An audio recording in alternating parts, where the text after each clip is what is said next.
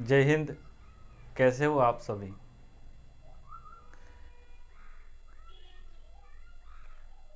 आज हम लोग एनसीईआरटी क्लास 6 से 12 तक के साइंस की सीरीज में आज हम लोग एनसीईआरटी क्लास 7 अध्याय नंबर 10 जीवों में श्वसन इसका हम लोग अध्ययन करेंगे।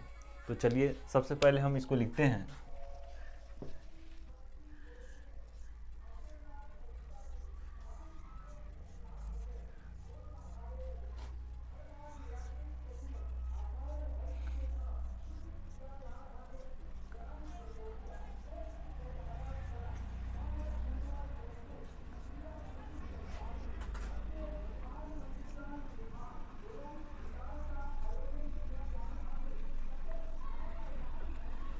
एनसीईआरटी साइंस क्लास 6 to 12 इसमें हम लोग एनसीईआरटी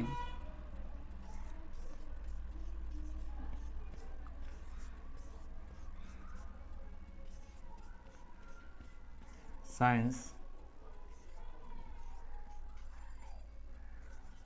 क्लास 7 के अध्याय नंबर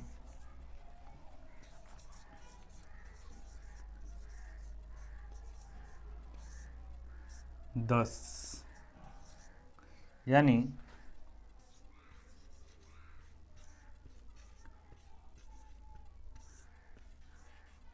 जीवों में श्वसन।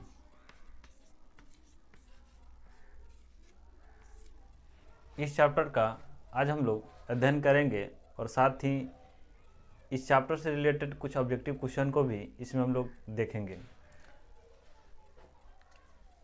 इसमें हम लोग क्या क्या पढ़ेंगे इसको जानने से पहले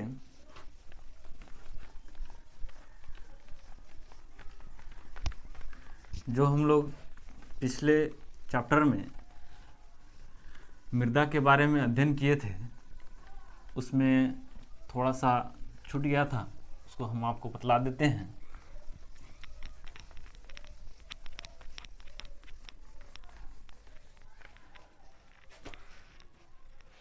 सबसे पहले स्क्रीन महाराज उसको दिखला दीजिए कि क्या छूट गया था।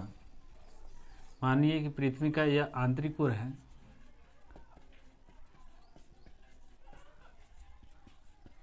और एक जल से भरा हुआ उल्का इस पृथ्वी से टकराती है तो क्या होता है, इसके बाहरी जो कोर है इस पर चट्टान के कुछ लेयर, जैसे इस वीडियो में आप लोगों ने देखें कि इसे हम लोग पृथ्वी के आंतरिक कोर माने थे।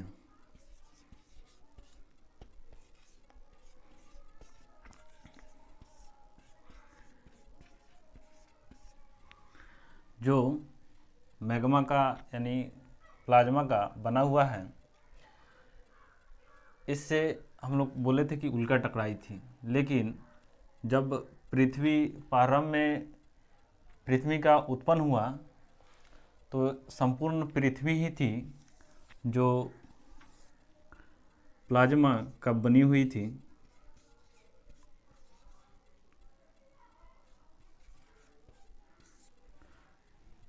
प्लाज्मा की बनी हुई थी, उससे उल्का टकराई थी। यही थोड़ा उसमें छूट गया था, आप लोग उसमें ऐड कर लीजिएगा। तो चलिए अब हम लोग समझते हैं कि इस वीडियो में हम लोग जीवों में श्वसन में हम लोग किन किन टॉपिकों पर बात करेंगे।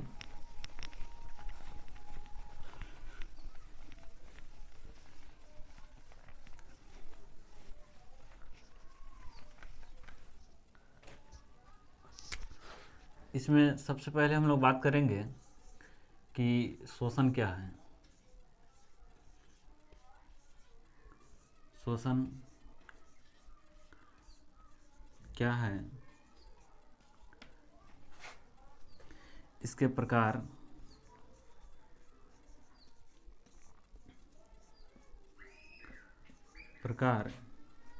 एवं इसके रासायनिक सूत्र।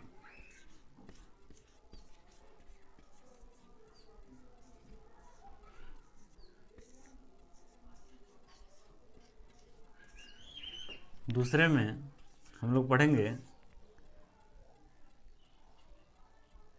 जीवों में नहीं, दूसरे में हम लोग पढ़ेंगे मानव शरीर में श्वसन तंत्र।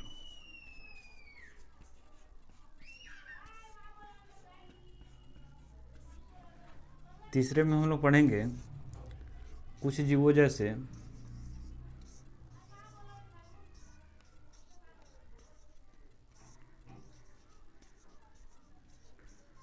जैसे कॉकरोच,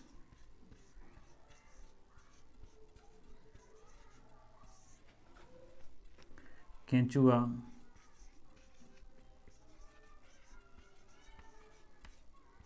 मेढक,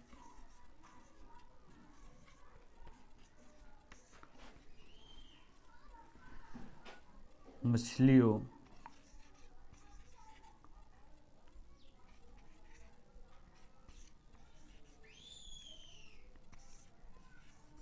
में श्वसन तंत्र।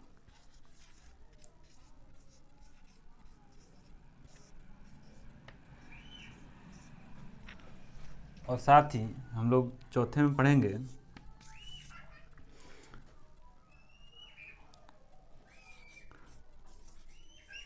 पादपों में श्वसन तंत्र।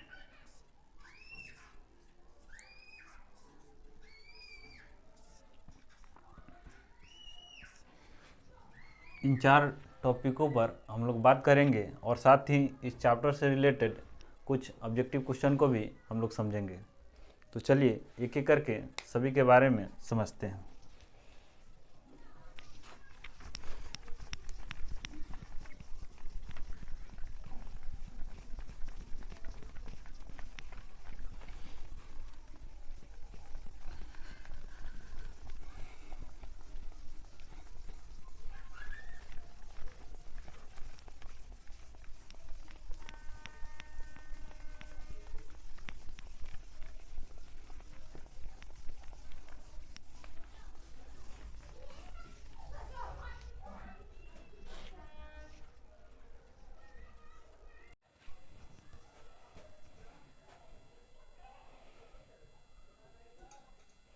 श्वसन क्या है, इसके बारे में हम आपको समझाते हैं। सबसे पहले हमें श्वसन की आवश्यकता क्यों है। देखिए, जब हम कोई भी भोजन को ग्रहण करते हैं, वह भोजन जब हमारे कोशिकाओं तक ग्लूकोज के फॉर्मेट में पहुंचता है, तो उस ग्लूकोज को तोड़ने के लिए, ताकि उससे हमें ऊर्जा प्राप्त हो जाए, इसके लिए हमें श्वसन की आवश्यकता होता है। यानी कह सकते हैं कि श्वसन शरीर जो है उसके बाहर से लिया गया वायु द्वारा, यानी उसमें रहता है ऑक्सीजन, ऑक्सीजन द्वारा भोजन के विखंडन से ऊर्जा प्राप्त करना ही श्वसन कहलाता है। यानी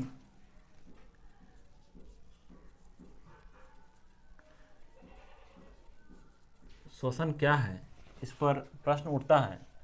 तो जो हमारा शरीर है, यानी ये मान लीजिए कि ये मानव का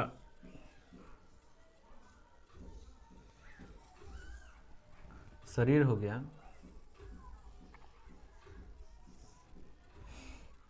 और यह हो गया नासिका, और यहाँ से हो गया मुख। हम लोग नाक और मुंह के माध्यम से वायु को ग्रहण करते हैं। जब ग्रहण करते हैं यानी मिश्रित वायु को लेते हैं, उसमें से ऑक्सीजन युक्त वायु को हमारा जो रुधिर होता है, यानी उसमें हीमोग्लोबिन होता है, वो उस ऑक्सीजन युक्त वायु को पकड़ लेता है और उसे कोशिका तक ले जाता है, और जो कोशिका में मौजूद ग्लूकोज होता है उसको तोड़ता है और उससे ऊर्जा प्राप्त होता है। यही प्रक्रिया श्वसन कहलाता है। श्वसन 2 प्रकार के होते हैं।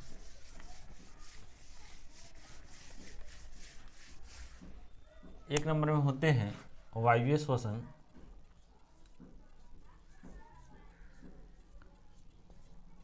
वायवीय श्वसन यानी जो ऑक्सीजन की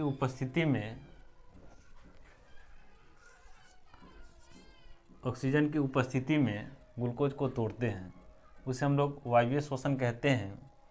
यानी इसके रासायनिक सूत्र होते हैं C6H12O6 प्लस यह ऑक्सीजन से अभिक्रिया करके बनाता है कार्बन डाइऑक्साइड प्लस जल और साथ ही एटीपी यानी ऊर्जा का निर्माण करता है। और एक और होता है श्वसन, वह होता है अवायवीय श्वसन।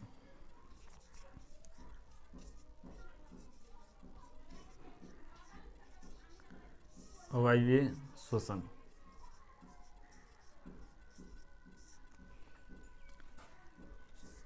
यह ऑक्सीजन के अनुपस्थिति में होता है, यानी ऑक्सीजन के एब्सेंट में होता है।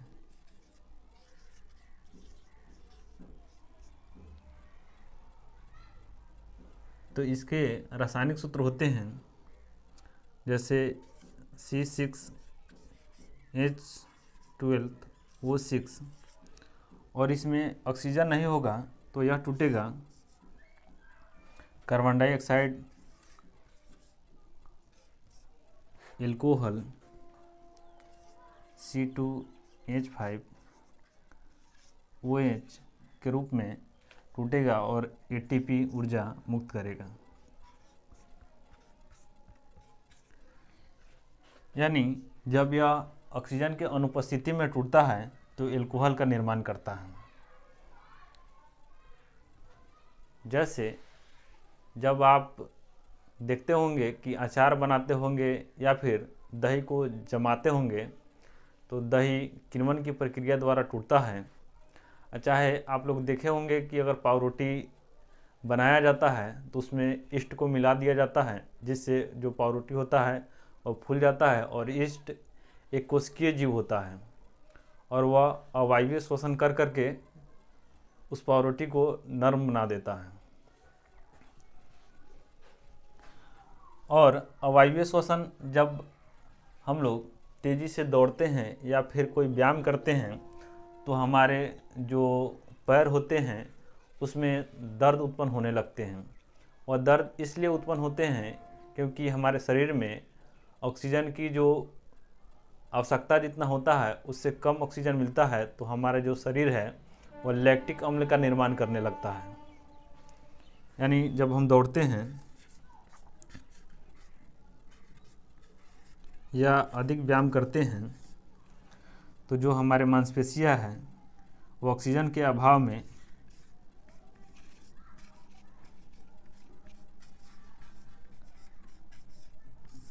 लैक्टिक अम्ल का निर्माण करता है,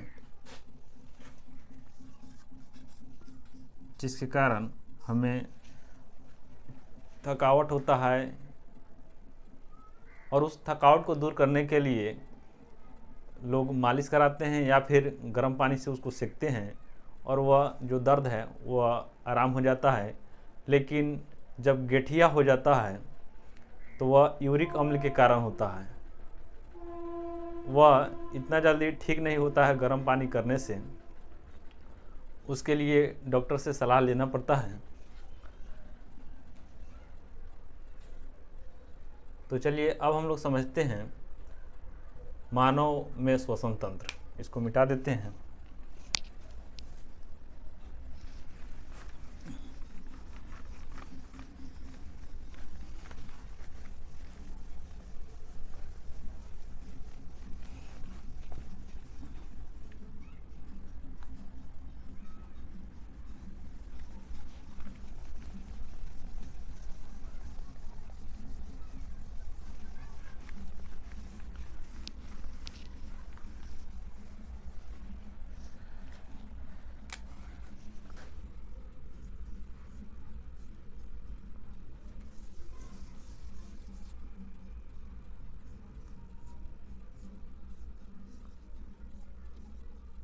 मानव में श्वसन तंत्र।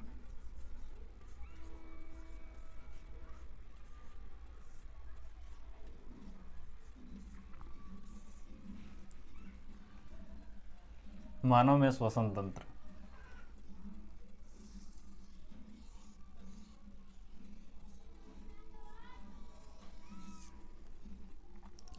जैसे मान लीजिए यह एक मनुष्य का फेस हो गया और यह नासिका हो गया, इससे वायु और इससे वायु, यानी जो मिश्रित वायु है हमारे बॉडी में इंटर करता है। इधर होता है निगल द्वार, जिससे हम लोग भोजन को लेते हैं, और उसके बाद होता है श्वास द्वार। यहाँ पे होता है ट्रैकिया, और यह आगे जा कर के दो भागों में बढ़ जाता है।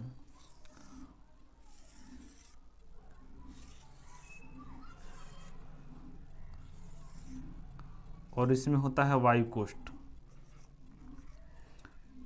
और इस जो लंग्स होते हैं उसके बाहे में ब्लड के बहुत सारे वेसल्स होते हैं जिसमें ब्लड जमा होते हैं।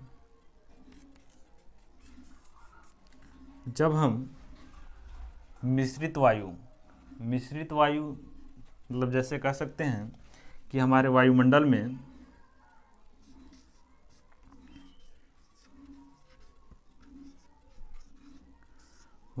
में नाइट्रोजन यानी N2 78% है, ऑक्सीजन है यानी O2 है 21% है,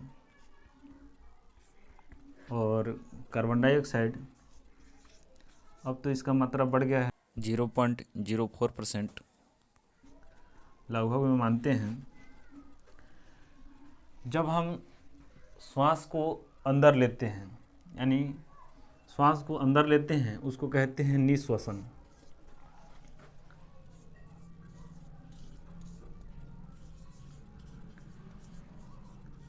और जब हम श्वास को बाहर छोड़ते हैं तो उसे कहते हैं उच्छ्वास।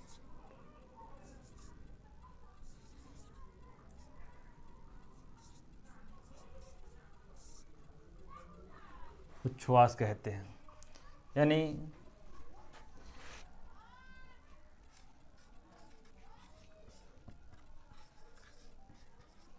निश्वसन और उच्छ्वास।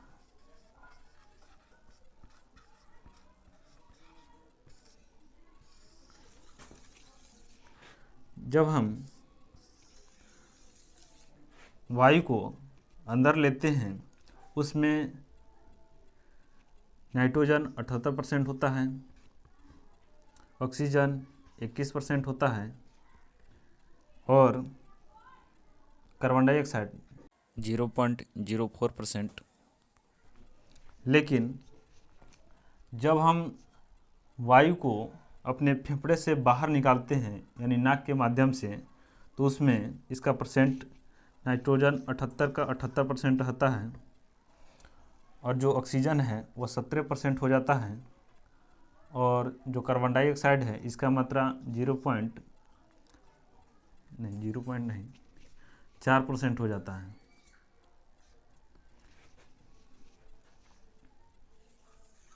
यानी जब हम सांस को बाहर निकालते हैं उसमें कार्बन डाइऑक्साइड का मात्रा बढ़ जाता है, यानी जो हमारे कोशिकाओं में बना हुआ जो कार्बन डाइऑक्साइड है, जो हम लोग रासायनिक सूत्र में देखे हैं, वह कार्बन डाइऑक्साइड इसमें शामिल हो जाता है और इसका मात्रा है वो बढ़ जाता है।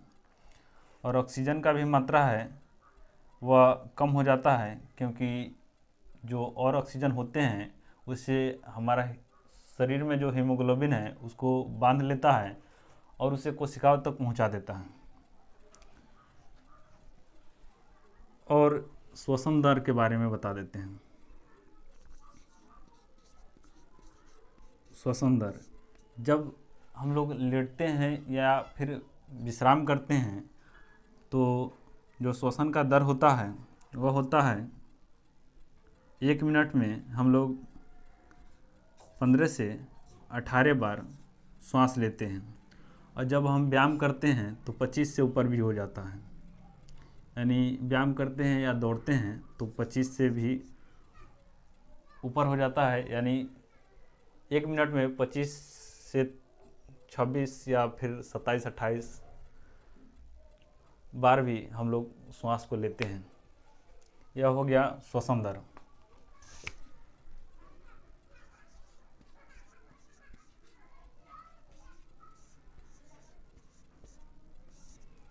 एक मिनट में।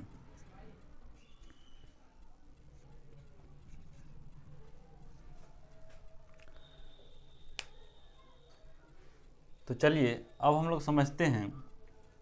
उससे पहले आप लोग एक और चीज़ को समझ लीजिए, यह है डायफ्राम। जब हम लोग निश्वसन यानी श्वास को अंदर लेते हैं तो ये जो डायफ्राम है वह नीचे चला जाता है। यानी कोई भी आप लोग देखिए, जैसे अब हम हैं और उसको श्वास को अंदर लेते हैं तो जो डायफ्राम है वह नीचे जाएगा, और जब हम सांस को बाहर छोड़ेंगे तो जो डायफ्राम है वो ऊपर जाएगा। यानी निश्वसन में है और डायफ्राम नीचे जाता है, और जो उच्छ्वास होता है यानी श्वास को छोड़ते हैं तो जो यह वायु कोष्ठ है वह पिचकता है, और जो यह डायफ्राम है वो ऊपर जाता है। तो चलिए अब हम लोग समझते हैं कुछ जीवों जैसे कॉकरोच, केचुआ, मेढक, मछलियों में श्वसन तंत्र। तो इसको मिटा देते हैं।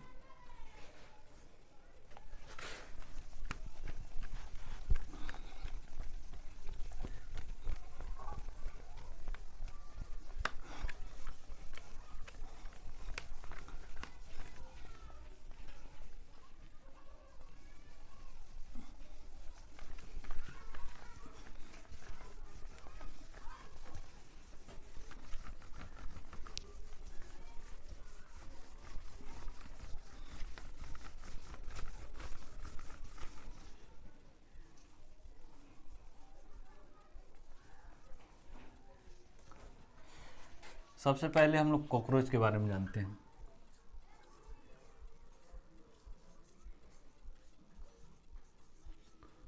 कॉकरोच जो होता है उसके शरीर में 13 चेम्बर होते हैं। 13 चेम्बर होते हैं, यानी जैसे हम लोग के जो शरीर है उसमें हट होते हैं, उसमें 4 चेम्बर होते हैं, यानी दायां अलिंद दायां निलय, बायां अलिंद बायां निलय। उसी तरह से जो कॉकरोच है उसमें 13 चेम्बर के हट होते हैं, और उसके जो ब्लड होते हैं वो बाह्य सर्कुलेटरी सिस्टम की तरह काम करते हैं, यानी खुला परिसंचरण तंत्र होता है उसमें। जैसे हम लोग का जो ब्लड है वो नस के माध्यम से बहता है। जैसे आप लोग देखते होंगे कि बोरिन है और उसमें पोंटी है, उससे जो पानी है उससे बहता है। यानी मानिए मानव का जो है परिसंचरण तंत्र है और कोई पोंटी नहीं है, सीधे बोरिंग चालू कर दिए, वो पानी सीधे खेत में बह रहा है, वही है खुला परिसंचरण तंत्र। उसी तरह से होता है कॉकरोच में।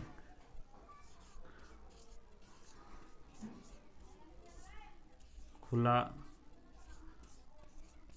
परिसंचरण तंत्र होता है, और जो कॉकरोच है वो श्वास लेता है श्वास रंध्र के माध्यम से।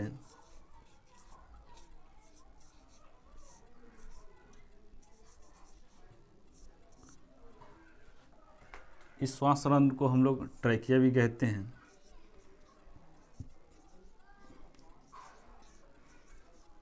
यानी कॉकरोच ट्रैकिया से श्वास लेता है। तो चलिए अब हम लोग समझते हैं केंचुआ के बारे में।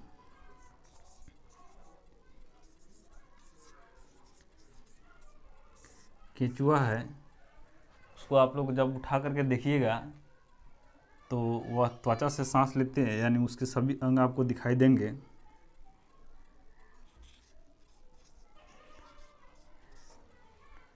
अब बात करते हैं मेढक में।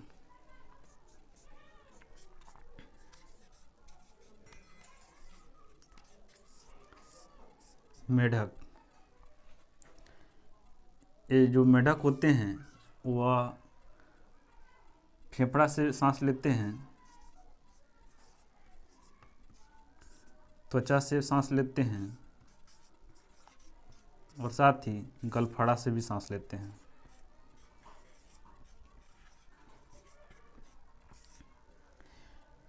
ये जब वातावरण में सीधे होते हैं यानी यह उभयचर होते हैं, जब यह वातावरण में सीधे होते हैं यानी ज़मीन पर होते हैं तो यह फेफड़ा से सांस लेते हैं, जब यह जल में होते हैं तो गलफड़ा से सांस लेते हैं। और त्वचा से कब सांस लेते हैं? यह शीत निद्रा के प्राणी होते हैं, यानी इनका जो शरीर होता है वह वायु यानी वायुमंडल में टेम्परेचर कम होता है तो इनका तापमान भी कम होने लगता है, यानी इनका ब्लड जमने लगता है, जिसके कारण यह ज़मीन में चले जाते हैं। और जब यह ज़मीन में चले जाते हैं तो उस समय यह त्वचा से श्वसन की क्रिया करते हैं। अब हम लोग समझते हैं मछलियों में श्वसन तंत्र।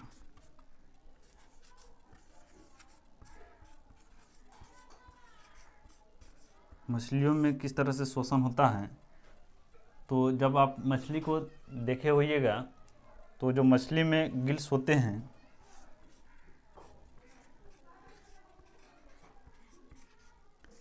जिसे गलफड़ भी कहते हैं, गलफड़ा, उसी के माध्यम से मछली भी श्वसन की क्रिया करती है।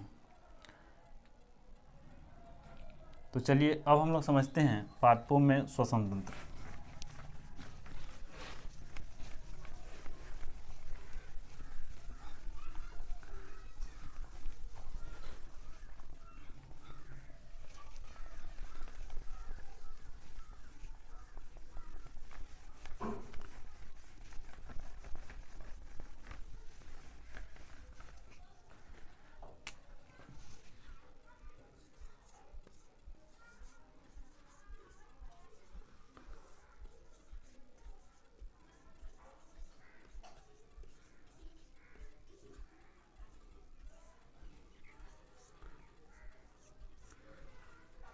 जो प्लांट होते हैं उसके जो पत्ते होते हैं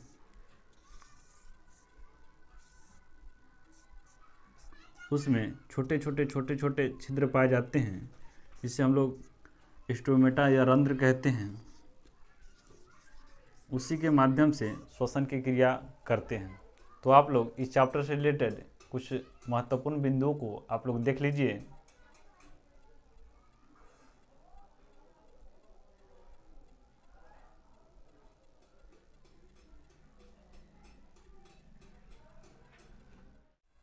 आप लोग भी इन प्रश्नों का उत्तर हमारे साथ साथ दें। आप लोग सबसे पहले यह बताएं कि एक जो मनुष्य है वह विश्राम कर रहा है तो उसका श्वसन दर कितना होता है? तो वह होता है 15 से 18 बार 1 मिनट में। आप लोग यह बतलाएं जब उच्छ्वास की प्रक्रिया होता है उसमें जो पसलियाँ है यानी जो डायफ्राम है वह ऊपर जाता है या फिर नीचे जाता है? तो उच्छ्वास में वह डायफ्राम ऊपर जाता है। आप लोग बताएं कि जब व्यक्ति अधिक व्यायाम करता है या दौड़ता है तो उसको थकावट होता है, किसके कारण से होता है? तो वह होता है लैक्टिक अम्ल के कारण। आप लोग बताएं कि तिलचट्टे है उसका श्वसन रंध्र यानी जो तिलचट्टा है वह श्वास किस अंग के माध्यम से लेता है? तो वह लेता है ट्रैकिया या फिर श्वास रंध्र के माध्यम से। जो मेढक होते हैं वह किसके माध्यम से श्वसन की क्रिया करते हैं? तो वह गलफड़ा, त्वचा और साथ ही फेफड़ा के माध्यम से वो श्वसन की क्रिया करते हैं। जो केचुआ होते हैं वह किसके माध्यम से श्वसन की क्रिया करते हैं? तो वह त्वचा के माध्यम से श्वसन की क्रिया करते हैं। यह एनसीईआरटी का प्रश्न है। इस प्रश्न का उत्तर आप लोग ज़रूर दें और साथ ही यह बताएं कि यह वीडियो आपको कैसा लगा है। इस वीडियो को देखने के लिए आपका बहुत बहुत धन्यवाद। जय हिंद।